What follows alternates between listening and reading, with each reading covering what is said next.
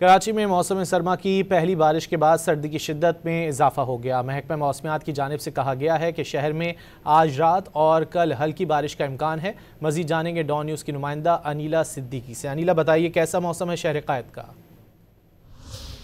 जी बिल्कुल, शहर कायद कराची में मौसम सरमा की पहली बारिश के बाद सर्दी की शिद्दत में इजाफा हो गया है। मौसम खुशगवार हो गया है, ठंडी हवाएं चलने लग गई हैं, जिससे गर्मी का जोर टूट चुका है।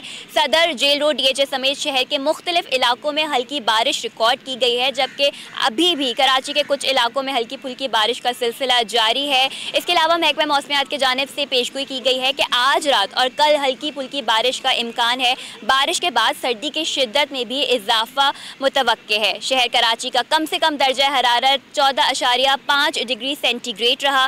मौजूदा दर्जा हरारत 19 डिग्री सेंटीग्रेड, जबकि हवा में नमी का तनासुब 90% है। महकमा मौसमियात की जानिब से आज ये कहा गया है कि ज़्यादा से ज़्यादा दर्जा हरारत 25 से 27 डिग्री सेंटीग्रेड के दरमियान रहने का इम्कान है। जी बहुत शुक्रिया अनीला सिद्दीकी तफसीलात के लिए।